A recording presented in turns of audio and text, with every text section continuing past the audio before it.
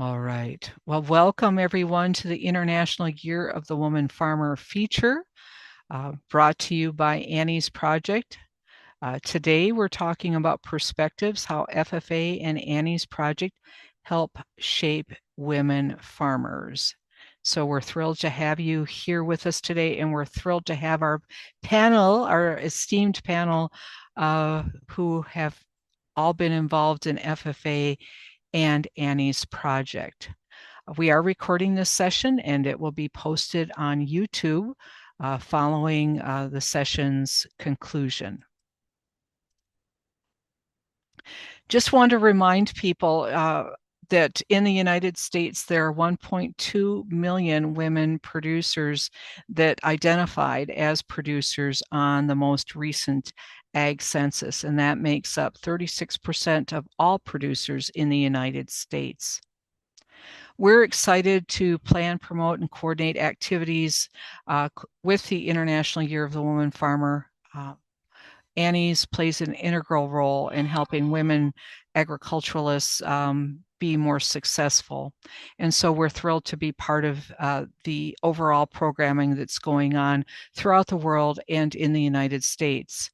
And although Annie's targets women in the work that we do, we welcome all people to participate in our programming. International Year of the Woman Farmer in the United States. We're working on many different things. Following up from this feature that we have, we'll be having another feature on March 25th. And then we'll also be participating along with a lot of other individuals and organizations in the International Year of the Woman Farmer ACE Summit, which is being hosted by Farm Bureau in Washington, D.C. Annie's Project will be hosting on December 8th and 9th an International Year of the Woman Farmer virtual conference, and we will have a call for presentations coming out in the not too distant future.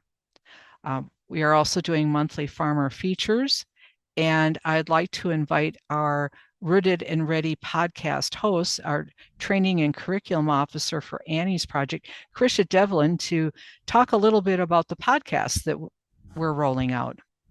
Thanks, Doris. It is really exciting to roll out this podcast, and it will be coming out later this week. But Rooted and Ready is a podcast that shares real conversations about risk, resilience, and decisions shaping life in agriculture. So we'll be interviewing a variety of folks, men and women. Some of the podcasts will be educational, some will be just conversations about real people facing tough choices and overcoming them, and some will just be fun podcasts. So we try to bring in a mixture of all.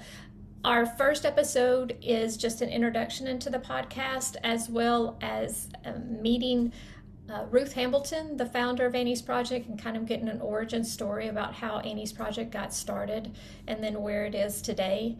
And then our next two podcasts are centered around conservation topics. So we have a two-part podcast about regenerative agriculture, which was a very interesting conversation with a woman farmer from Florida. And then we have another conservation-related podcast that's focused on some just cover crops and some different grid sampling, some things that a winner of the Leopold Conservation Award winner from Missouri, their farm, and how they have implemented conservation practices on it. And then coming up in March, we're going to have a series of episodes focusing on She Leads.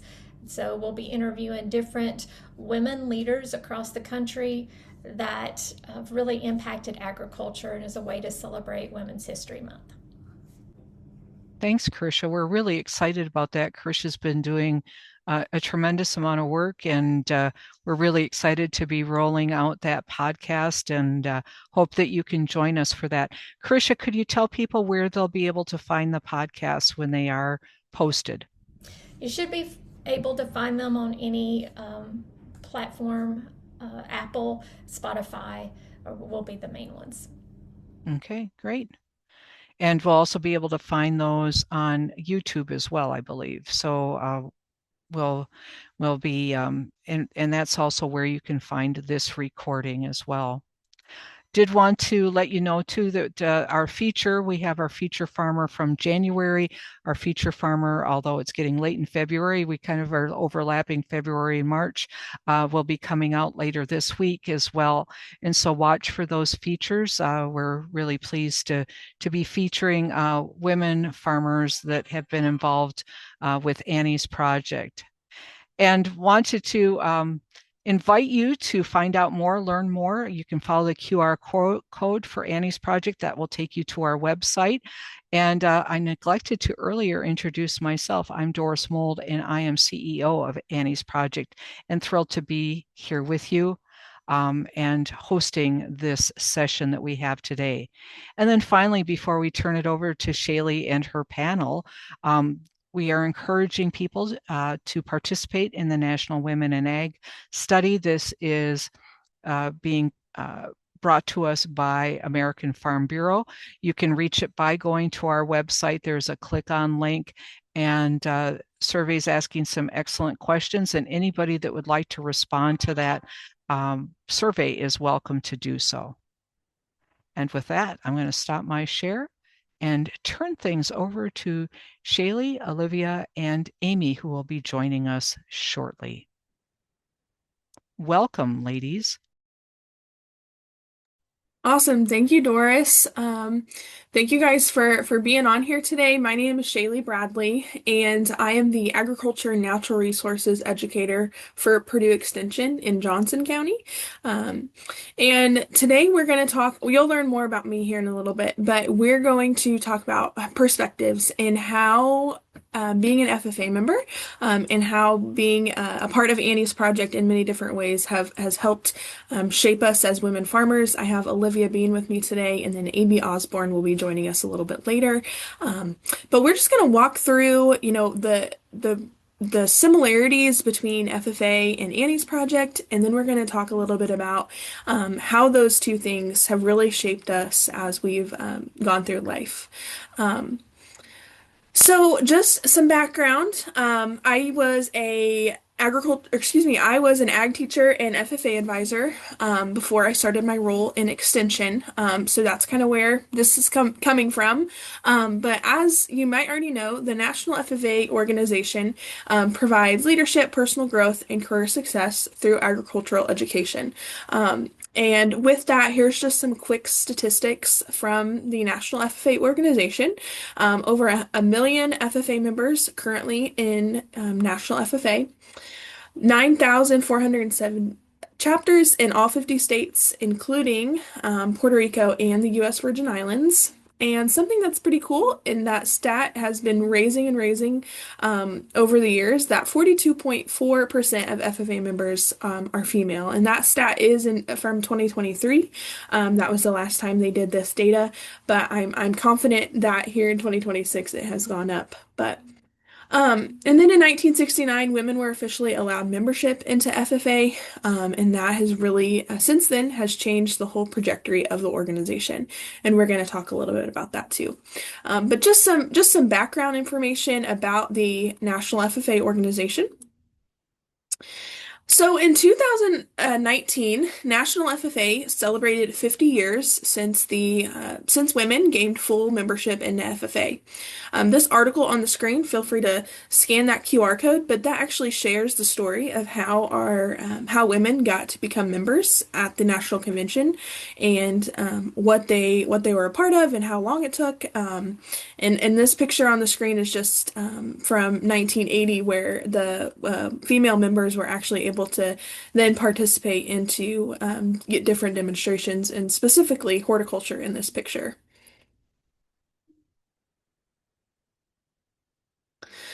So here's another article that the National FFA had put together, and the National FFA organization recognizes 5 individuals that helped shape the future of FFA. The 5 individuals, the first one is Anita Decker Wright, and she was a farmer from upstate New York. She attended the National Convention in 1969, and that's when the delegates voted to allow females into the organization. And then in 1970, she was actually elected as a state FFA officer. So she is one of the most influential that helped shape the organization. Kathy Mallison was the first woman to be elected president of the New Jersey FFA Association. She's another one that they say helped shape the future of FFA. And then she actually became the first woman to run for national office and the first woman to earn her American FFA degree, which is the highest degree of honor in the FFA organization. Brianna Holbert she's kind of more recent. She was the first African American woman to serve as the president of the national organization. She was actually the president the year after I graduated. So I got to still kind of be in the know when she was a part of that national FFA officer team. The fourth one, Belinda Chasen, she was the first female state advisor and the first female executive director of the Florida FFA Association. And then she was the first woman elected to the National FFA Organization Board of Directors. So again, just making big strides, these five women, putting so much work and so much effort so that we can stay prevalent in the FFA organization. The last one, Carlene Lindo Kruger, she was the first woman to receive the American Star Farmer Award in 2002. It's crazy to me that it took that long. But the cool thing is, in the article, she talks about how she was only raising 100 sows, 5 feeder only, right? 100 sows, 5 feeder calves, and 3 beef cattle. That's what she was doing for her supervised ag experience.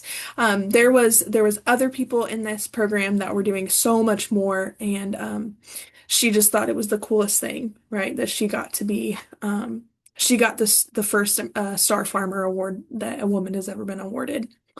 And just the picture on the screen is just prior to a full FFA membership, we may have known that women were actually chapter sweethearts. So in this picture, there is an FFA, Texas FFA sweetheart, and then the FFA state president. And this was in 1954. So if you look at some old pictures, the sweetheart jackets were actually white.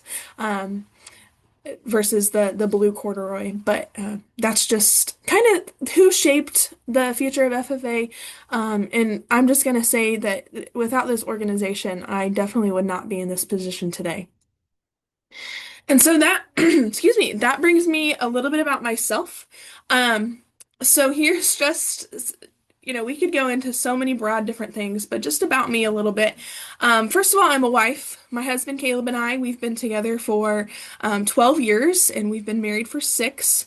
And we have a almost 4-year-old, she'll be 4 in 2 weeks, daughter that is just obsessed with the farm life as me and my husband are. A farmer, right? That's why I'm here. Doris, when we talked about this presentation, she goes, "You consider yourself a farmer, right?" And I said, "Yeah, I do." I think that it's, and we were talking a little bit beforehand, but Olivia said it kind of feels like imposter syndrome, right? And I would agree. It's, I was, and I'll talk about more of that farmer background here in a little bit, but it's okay to call yourself a farmer, and I hope everyone realizes that when you're doing something to produce food and help the land, you are a farmer. And of course, an extension educator. So I've been in this role for 2 years. My 2-year work anniversary was last week. This has been a blessing for me. Being an extension and being able to teach people of all ages about agriculture is definitely a cool thing. I love to travel. That's something that is maybe not related, but it's important in my story to know that I love to travel. An FFA alumni. So I was a 4-year FFA member and a 10-year 4-H member, of course.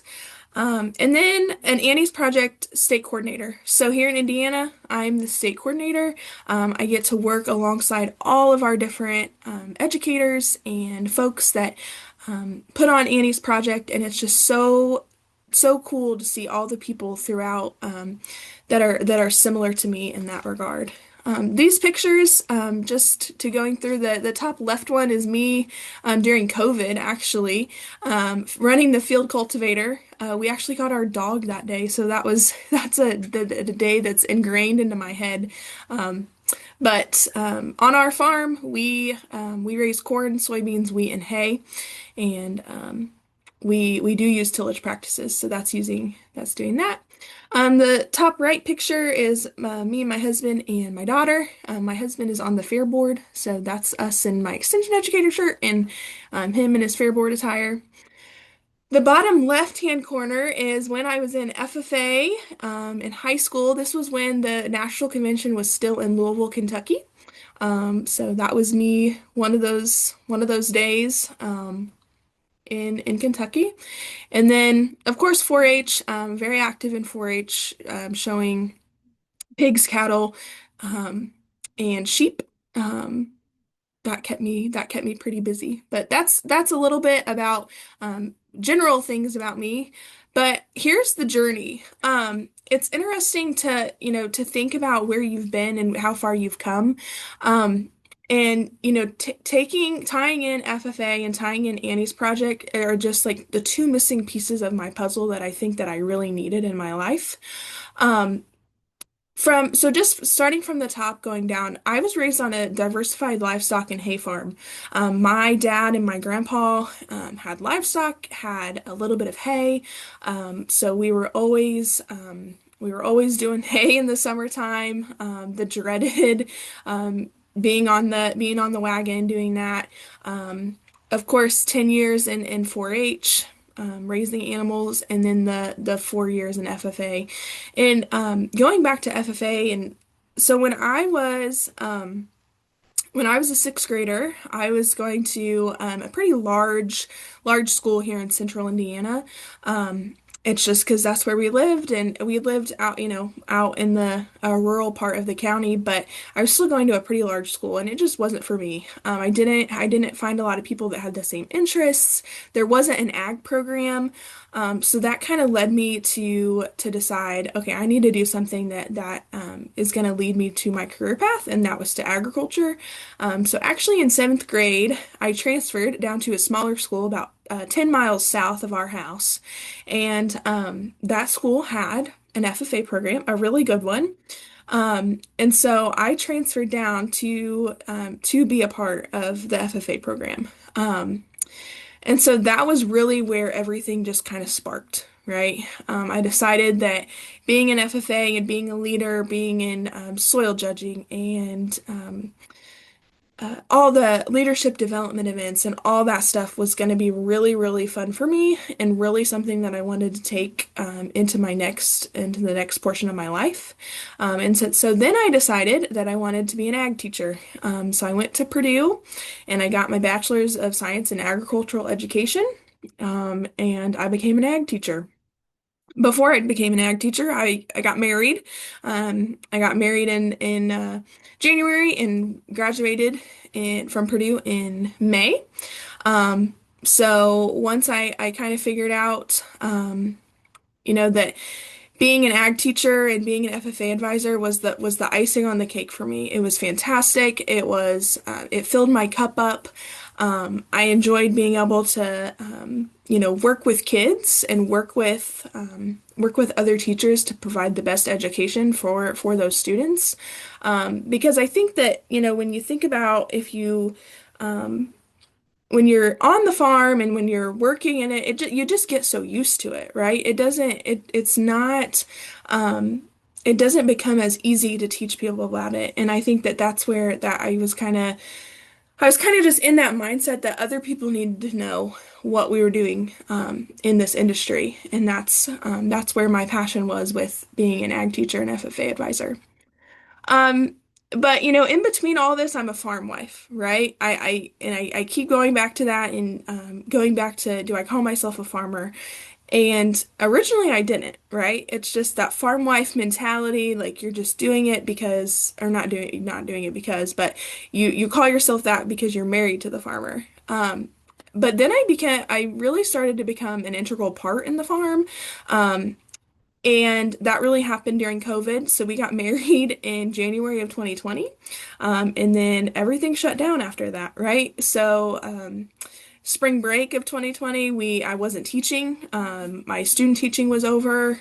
We were working from home, all that sort of thing. So that's really kind of where everything started to change as far as my farm journey. So I went from very heavy, right, in the classroom, doing all the FFA things, and then, that kind of that it helped me with my confidence too, because without the FFA, I wouldn't be as confident to be into commercial agriculture. And so having that part of me that found out quickly that I can do the hard things, really came from just being in that FFA position. So then, still working on the farm, still being an ag teacher, then I became a mom and things change, right? Everything changes when you have a kid. Um, and so in between being an ag teacher and starting my mom motherhood journey, I quit my ag teacher job about halfway through one of the my fourth year. So I taught 3.5 years of high school ag. And at the semester, I said, I think I need to take a step back. And I really wanted to enjoy the farm. Well, let me tell you, while I love the farm, I need to be doing something else full time. My husband and I get along great. We work really well together. But there's always that sense of, I just need to do something for myself, and that's work for me, right? So that's when I became an extension educator, and this has been the best job for me because I can take anything from my job and put it into the farm, right? Same with Annie's project, and that kind of brings me to the to my next portion, but being an Annie's Project state coordinator and putting in the work for Annie's has been so good for me and for my confidence in becoming and calling myself a farmer. Um, if you would have asked me like in 6 years ago, no, I'm just the farm wife, but now I can confidently say I'm the farmer, or a farmer. I'm doing things that are meaningful to the farm. I'm bringing my skill set and my talents, and that's really all from being in FFA, starting that passion, and then working my way up to being a part of a part of Annie's project and being a part of the state coordinator role. So that's kind of where I'll a little bit wrap up, but just talking about how do they come together? How do Annie's and FFA come together? Um, I found my people, right? You find your people very quickly when you're doing things you love, and being an FFA and being a part of Annie's just brings all of those things together. The picture on the left is from my senior year of high school. Getting an award at Purdue for one of my leadership development events. And then the picture on the right is not, oh, I couldn't get everyone in the picture, but this is our cut flower class, Annie's project for cut flower growers that we hosted a year ago. It's crazy. It's been a whole year, but these ladies, although they're not producing the same thing as me, they're like-minded people, right? They are hard workers. They'd love to share what they know, and I think that's what's so special about being a part of these two organizations and them going hand in hand is that you use what you know to share with others and vice versa. And really, it just opens new doors for everyone, new perspectives, new people. You meet people. I mean, without FFA and without Annie's, I would not. I mean, I've met so many people from across the nation. When I went to Annie's project, the conference not too long ago, about a year ago, I met so many people from across the United States, and that just is so cool that we're all doing the same thing and we're all putting that together. But also just, I mean, I've talked about this a little bit, but just from a farmer perspective, um, women women need other women. We need to be leaning on each other, and we need to have that safe space to where this is working on my farm. Does this work on yours? Right? And being able to talk through with a lot of my colleagues and a lot of my friends that are in this program and that have a like-minded mindedness to them, it means everything to be able to share all of those things. Um, so with that, I just want to say that I appreciate what Annie's is doing for farmers, for women.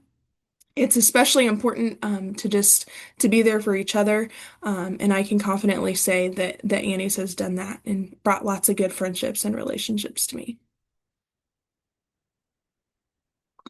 So next we have enough about me, right? Next we have Olivia Bean, and she's going to share her story, and as a farmer, as a woman in agriculture, and all the things. So, Olivia, I'll hand it over to you to kind of share your story.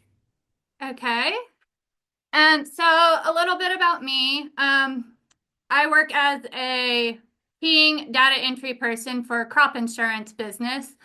I've been doing that for now, as of January, 10 years. About 2 years ago, I got my license, so I now also sell crop insurance. I was a 4-year FFA member. I also participated in 4-H for about 8 years. Through FFA, I served in 2 office positions. I was the Connorsville FFA chapter secretary my sophomore junior year, and then my junior senior year, I was the chapter president.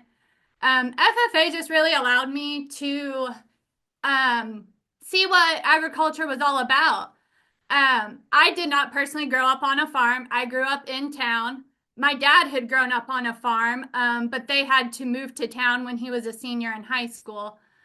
So I was just always eager to learn more about it. Hearing Dad tell all those stories of all the adventures he had and how much fun it was and how much he learned from the farm, I just really wanted to learn more. So FFA really opened a lot of doors for me. I was able to learn about crops. I was able to learn about soils. I learned about parliamentary procedure. I learned how to speak to others in a professional manner. And it also allowed me to build a good connection with so many people. And it opened so many doors and still opens doors for me today. I did go to college. Originally, I started in pre-vet. I did that for 2 years and then ended up moving back home to Ivy Tech. And I have my associates in agriculture, and I have a Bachelor of Arts in natural sciences and mathematics with a minor in environmental studies, which I use currently at my job. Also, when I first started working for the company I work for, they did contract research, which allowed me to get experience with farming like on a small scale, which FFA helped me because I participated in the SAE project. That helped me with record keeping. That's been a huge thing that has lasted me throughout my lifetime. I also now currently am the vice president for the Fayette County Farm Bureau Board. Farm Bureau has also opened up a whole lot of opportunities for me and helped me to network. That's actually where I learned about Annie's project. We became a sponsor for Annie's project, which then allowed me to participate in Annie's project. Annie's project was super helpful. There was a lot of things about farming and decisions farmers made that I knew nothing about. So I learned a lot about grain marketing, the soil website, different things that FSA had to offer that I wasn't aware of. And it also helped me to connect with other females that had the same mindset as I did, some were in the same position as I was.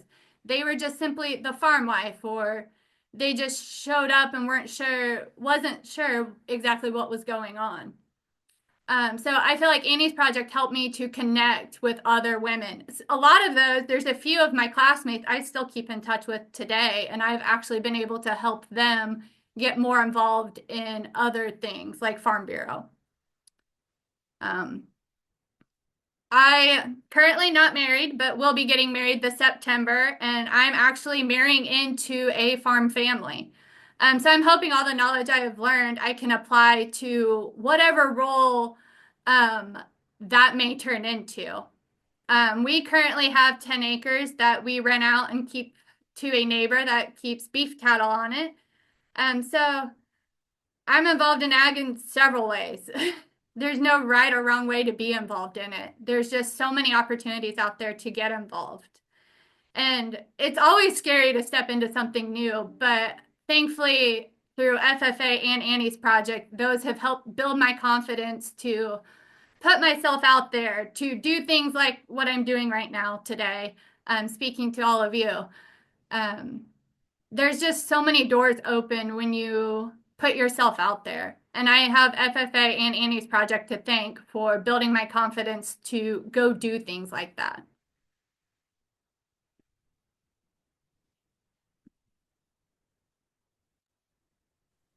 Awesome. Thank you so much, Olivia. You're welcome.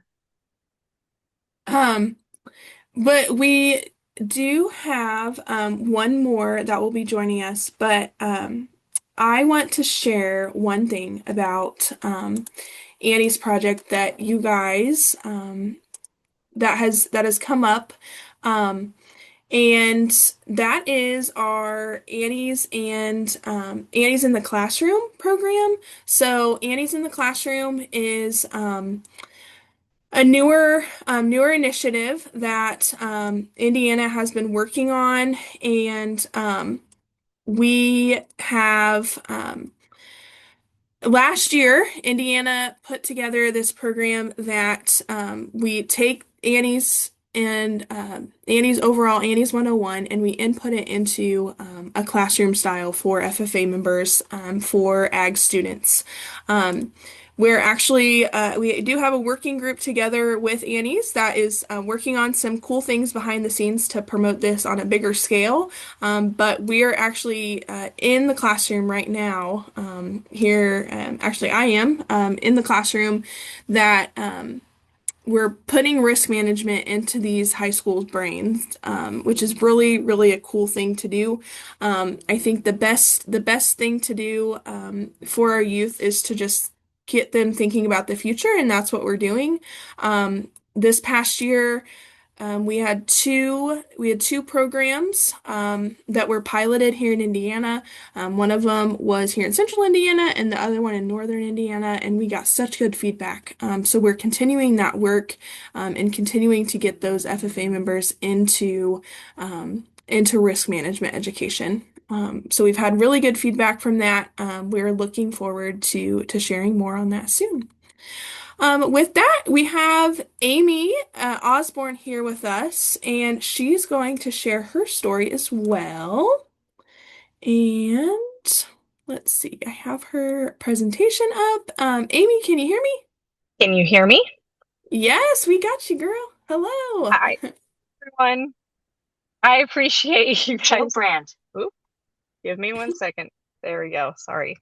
I am actually just got done speaking at third grade classroom teaching about financials. So that overlapped a little bit. So I appreciate your understanding as I was here. So Shalee, you want me to just jump right in?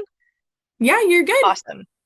Perfect. So I'm Amie Osborn, and I was asked to speak a little bit about the FFA and Annie's project connection that I have and my path. So the funny thing is a lot of my path really aligns with both of them.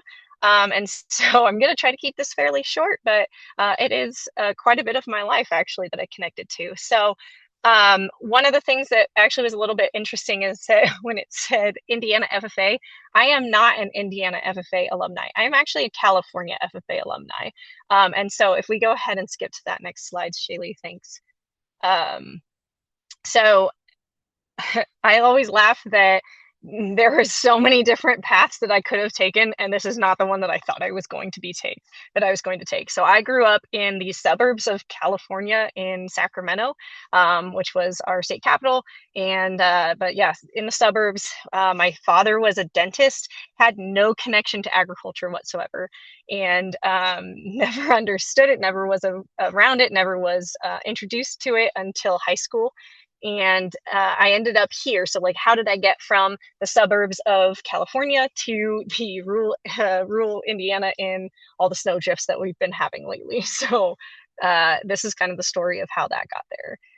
If you go to the next slide for me, Shalee, thank you. For me, it all started really in high school.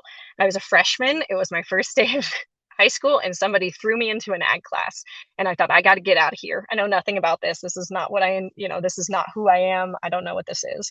And the ag teacher, who became one of my greatest mentors, ended up saying, first day of class, don't shut any doors. Just leave them all open. You never know. And I thought, well, that's a fair concept. Like, I'll try that out. I'll try the one thing. So I decided to try one thing, and I was going to leave after that. And turns out I really liked it. And so I thought, well, let's give it a shot. And each time it was just a new door. Whatever new door was open, I just jumped into it and kept finding that each door led to a deeper passion, not only for like leadership development, livestock, but also for the industry as a whole, of a recognition that it was an industry that I had not grew up in. And yet I still had this awesome opportunity that God allowed me to step into through FFA. So in high school, went through as, green hand officer, chapter officer, sectional officer, went up to, competing for state officer, and then ended up, I really got into raising lambs, raising rabbits, small animals, but poultry became kind of my main focus. So I did poultry judging, raised birds, all throughout high school, and that helped. And really, like, if I look back, the foundation and really nearly every reason why I'm here is because of FFA. So if we go to the next slide, you'll see that the opportunities that FFA provided they were real opportunities that wasn't just build up and be done. It translated directly into my entire path. I met my husband because of it. I met my best friend in college because of it. I got to go through college pretty much on nearly a full ride scholarship because of poultry science. And then ultimately, all through that process, I went through a junior college, through a 4-year university in California.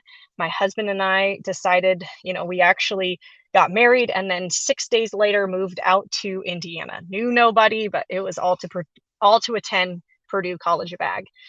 And so that foundation of FFA really provided me the structure and the support to move forward into that next chapter.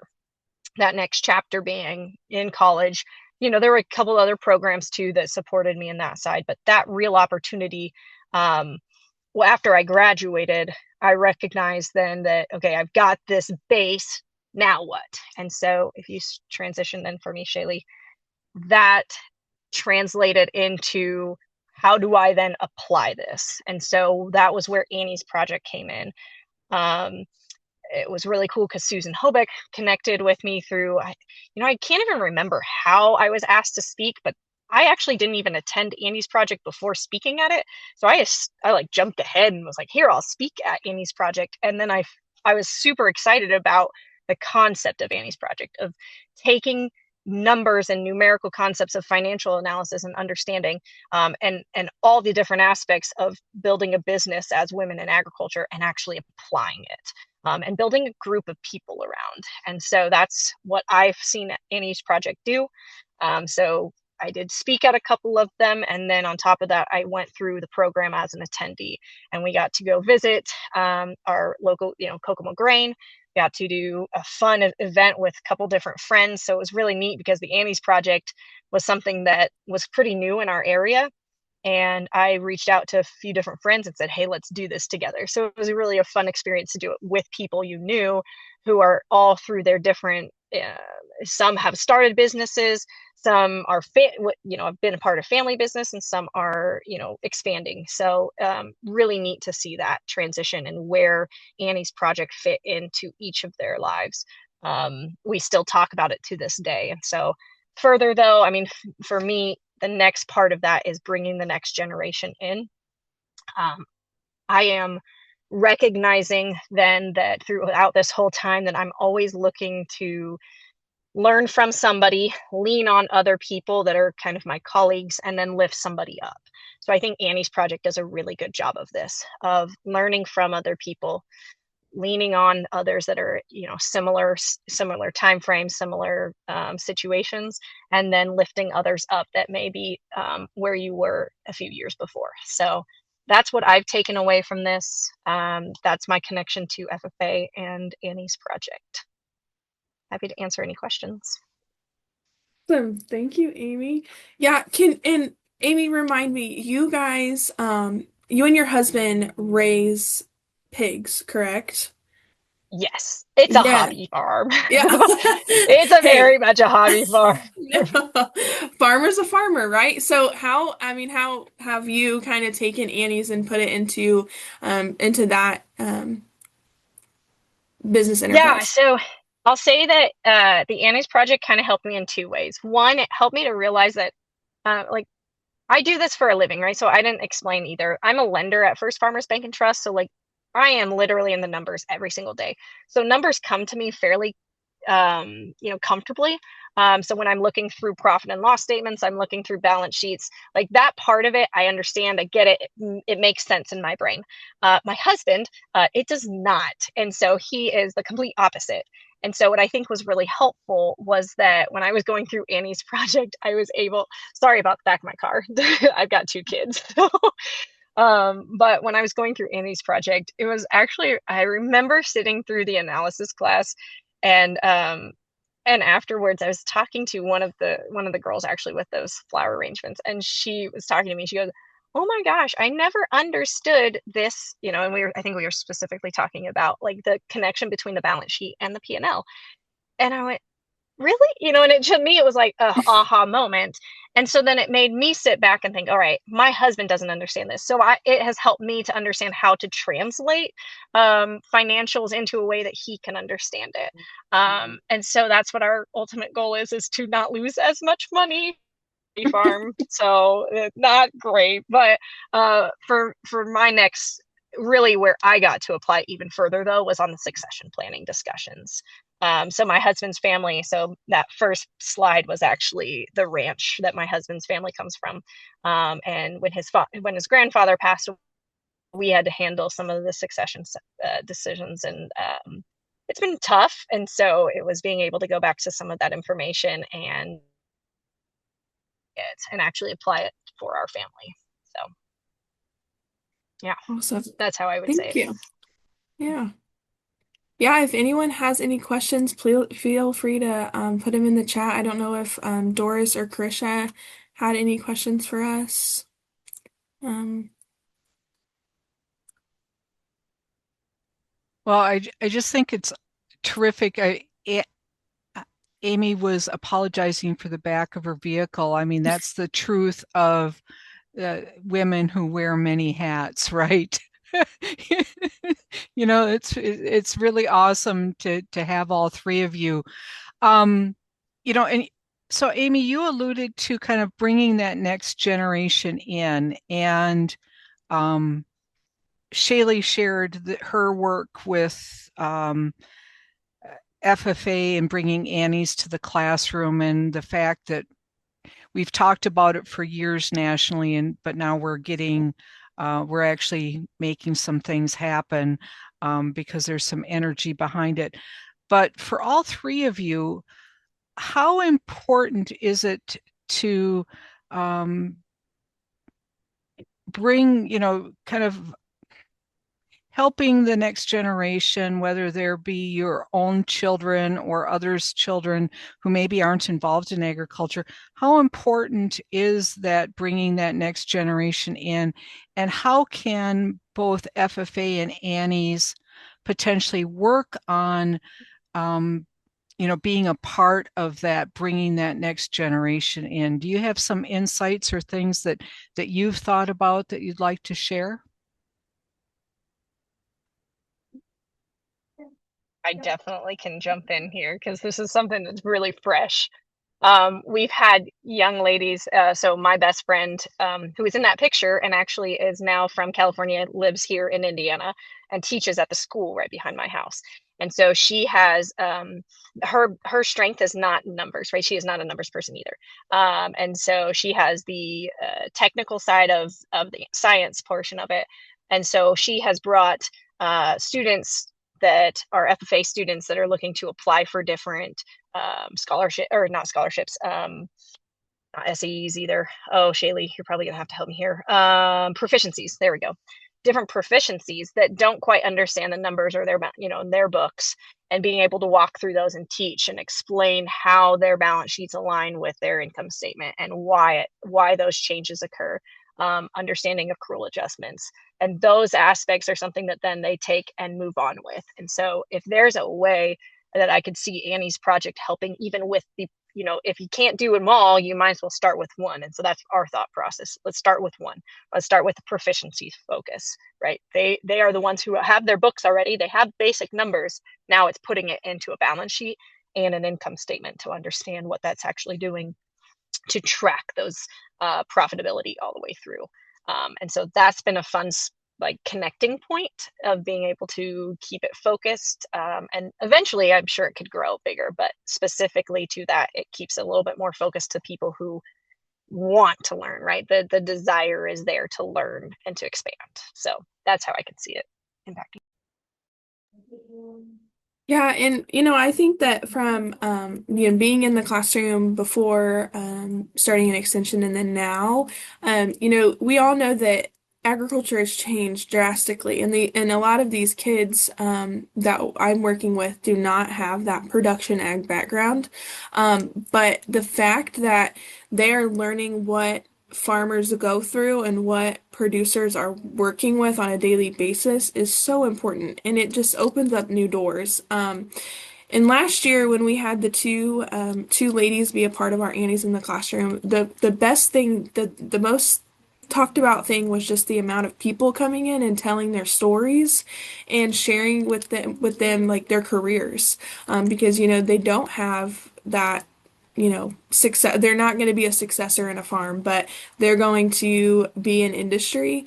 And Doris and I and Kirsha, we've talked about that too, about, being able to meet people where they are, and really just kind of just make these opportunities and make them aware of things that are happening in their industry that people might not know about.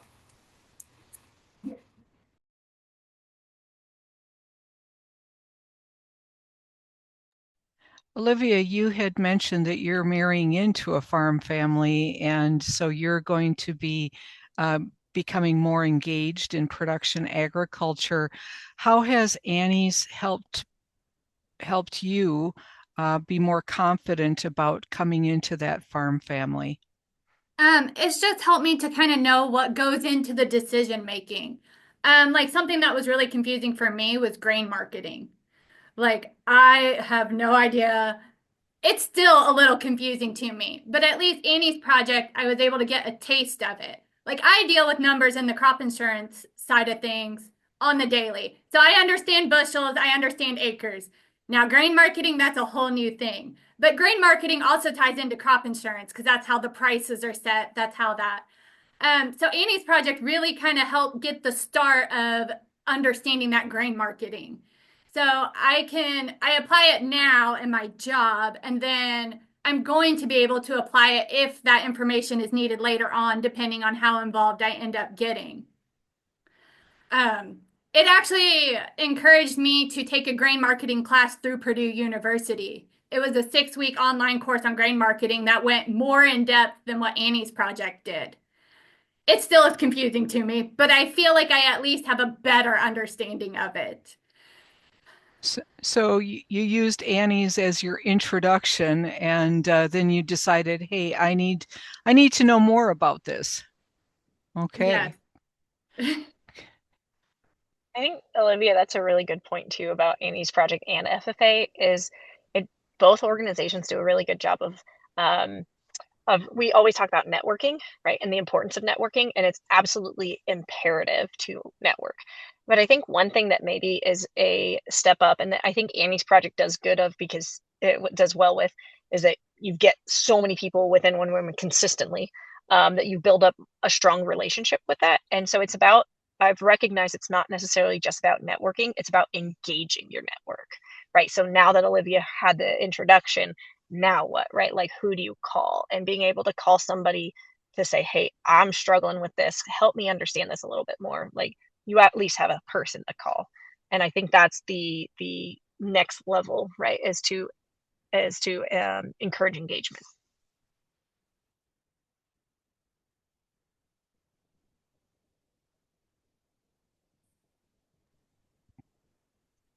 So, what would the three of you say to people that, we have some people that have been involved in FFA, or they've been involved in Annie's. What would you say to the people out there? Maybe, maybe they've aged out of being able to be involved in FFA, but how important is it for people to support FFA? We're in FFA week. How important is it for people to, or how important is for people to support Annie's project or participate in Annie's project? What would you say to those people that maybe haven't uh, been able to participate in either of these programs and how they can get involved? I guess I'll go first, and I'll say I encourage them. I've had several ask me about Annie's project, and I definitely encourage them to get involved because I'm like, this is just another door to walk through. It's opens up so many doors to other things because Annie's project is like a crash course in farming 101. You learn a little bit of each aspect that goes into it. And I say the same to the FFA kids. There's so many ways you can get involved with FFA. I've been out of high school for quite some time now, and I still have a connection relationship with my ag teacher. He will call on me to judge a contest, or the craziest thing for me that was like a full circle moment was interviewing the next officers for the next year. Because I once sat on the other side of the table. So getting to be the interviewer, not the interviewee, was quite, for me, it was really, it felt good. And it was helpful for me to encourage those kids, hey, I know you're nervous, but I've been in your seat. And this is a great opportunity. You're where you need to be. And so for me, it's just constantly encouraging those that are younger than me to go ahead and do it. Don't let the fact that you didn't grow up on a farm stop you. Don't let whatever your doubts or insecurities are stop you from doing it. Yeah, and some other things, I think you're right on the dot there, Olivia. You do not have to be an alumni to join the National FFA Alumni Association. So that's one way to get involved, and to really just support. There's also so many different volunteer opportunities. For at the national level, being a national judge, being a state judge, district, get involved in your individual communities. For example, so I told you I like to travel, so I'm a travel agent on the side. But this coming weekend is one of our FFA chapters. Um, Cash for the Corduroy, one of their big fundraiser events, and I'm donating a basket for that. But just simple things like that, they can really just help. And even if it's not in a big way, just being able to offer your help to work on to be on that committee to pick the next chapter officers or to judge, even to practice, like or being a CDE coach, an LDE coach. All of those things can really help our FFA members thrive, and it takes, the ag teacher can't do it all. Although I once thought I could, that's the truth. I can't, and nobody can. So being able to lean on ag lenders, Amie, a perfect example, crop insurance, Olivia, I mean, really anybody and anything you're into, poultry judging, all the things that these ag teachers need. And on the Annie side of it, I mean, just being involved in things like this. Amie and Olivia are so kind and gracious for taking out part of their day to talk to us, but it's things like this that can make an impact, and just telling your story to like-minded women. when I was in high school, I used to say that like my entire mission was to make an impact, and I lived by that for many years. And then the last couple of years, that change, I referred to it earlier, but the learn from, lean on, and lift up is really key, because I'm recognizing more so that in everything I do, I can learn from somebody, and there's generally been somebody that knows more than I do. And so if I can learn from them, what an awesome opportunity. And FFA is a perfect example of that. And Annie's project does the exact same thing. So that's an easy one that you like, if you're looking to learn from somebody, boom, hit it right. Both of those are there. Whereas lean on, oftentimes when you're actually in FFA, that is a huge piece of FFA, is to lean upon peers. And so a lot of the times, but if we're out of FFA, we think, well, that's not an opportunity for us. I disagree. I firmly believe that a lot of people and the volunteers that I know locally, like, because I'm a volunteer, I'm a coach.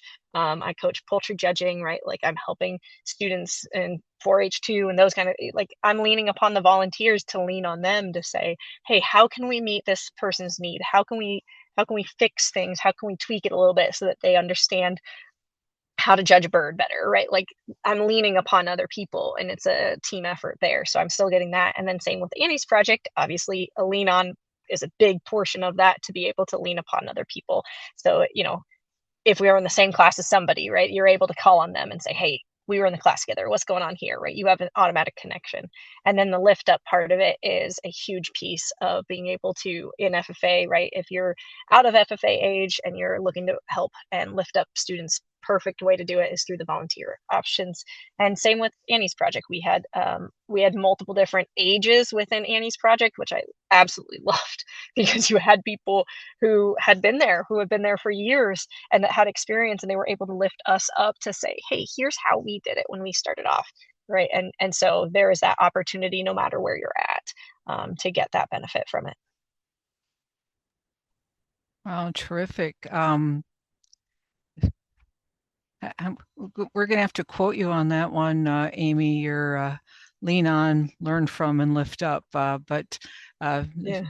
very, very true words spoken, right? I think especially when we're younger, right? We think we know it all and we have to do it all, and we learn as we get older that, oh, I don't have to do all of that. I can lean on others and ask for that support. I know, Olivia, you brought up kind of the sounds like you took the 101 class. I'd like to just call on Carisha Devlin, who is our training and curriculum officer, to just talk briefly about some of the other things that Annie's offers beyond that 101. Just so people have an understanding, if you're new to Annie's, so you understand kind of that part of it. Carisha?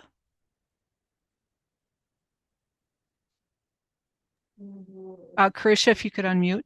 Sorry. Thank you. Sorry, I thought I had. Annie's project has a lot of opportunities for learning.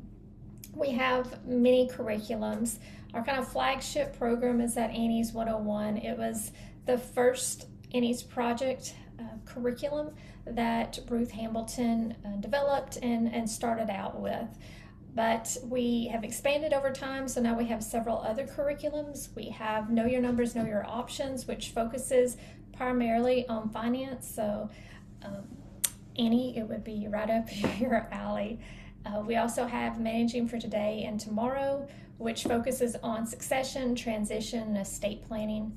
And then we have a new crop insurance curriculum. So Olivia, perhaps there's some ways that we can work together in the future, because we're always looking for guest speakers that have that background in crop insurance. But we delve into crop, livestock, and then we also go into specialty crops. That's a newer curriculum that we've rolled out with. We also have what we call Annie's Inspired programs, and that can be on a wide variety of topics, anywhere from women marketing grain and livestock, women managing equine. We have women that want to learn how to back up a truck and trailer. Sometimes your spouse or significant other or father isn't the best person to teach you that, so providing some hands-on opportunity for women to come together. to learn some of those skills. Working on farm equipment, learning how to change the oil in vehicles. I personally had a Annie's inspired course where I brought some livestock producers in and we taught women how to tube a calf. I had a livestock specialist bring in a cadaver calf, and women actually had hands-on experience, so they knew how to run that tube properly. So there's a wide variety. There's farm safety. I could go on, but it's just anything that the audience is interested in learning more about. And a lot of times it may go towards some of those hands-on activities, or it may come out of an Annie's 101. One of the topics that you went through, and Olivia, you did a great job talking about how it's like a crash course in risk management. I always said it's like drinking from a water hose because there's so many things that you're learning. Well, if participants have certain subjects that they want to learn more about, a lot of times those evolve into an Annie's inspired. Now you're muted, Doris. Oops, sorry. Thank you so much, Carisha, for explaining those things. I'm going to turn it back over to Shalee to close us out and ask our panelists any closing questions. Yes, thank you. Thank you all so much for having us. I'm looking forward to sharing more about the Annie's Youth program that is coming down the pipeline. When that comes out, we'll definitely share that with you. It looks like Nancy Storms has her hand raised.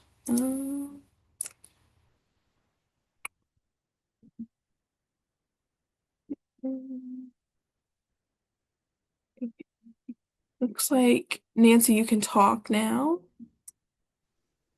I was just going to say that a woman is a woman's best ally. Absolutely. Thank you. Yes. Awesome. Well, thank you guys again so much. And thank you, Doris and Carisha, for having us on. And feel free to reach out with any questions. And we'll see you guys real soon. You're muted, Doris. I know I figured that out as soon as I started talking. So thank you so much, Shalee, for organizing this panel. Thank you, Olivia and Amie, for sharing your time and knowledge with us. Thank you, Shalee, for sharing your time and knowledge with us. Terrific. And please spread the word. You will be on YouTube, and I'm sure it's going to go crazy. We're going to rack up into millions on this one. So thank you so much. Have a great rest of your day, everyone.